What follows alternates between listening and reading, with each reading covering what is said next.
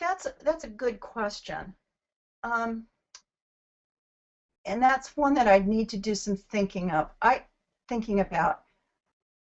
While I very, very much agree on considering, obviously, and I think, Judy, you've done a very good job of asking students to identify their proficiency, their knowledge of words.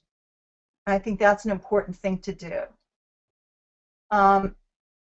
We can also make some predictions about what words are likely not to have been encountered in text before. And when I'm using rare words, I want to be clear that that's how I'm using them.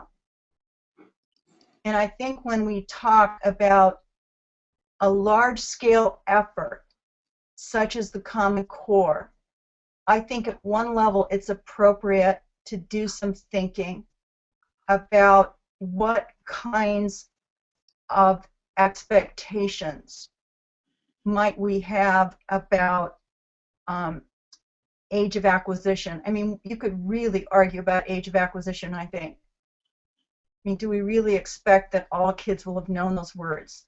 And the answer is definitely not. That's going to be very different with different kinds of experiences.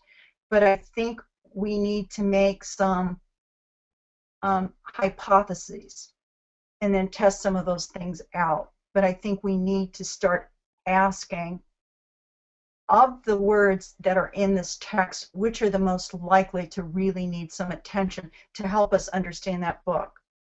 So you notice that when I finally got to that group of words, it was really in the context of the text. And that, to me, is what close reading is about.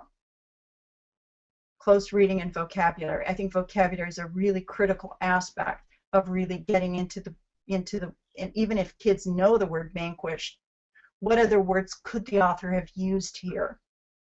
And how might that have changed the meaning of, the vanquishing of the mosquitoes?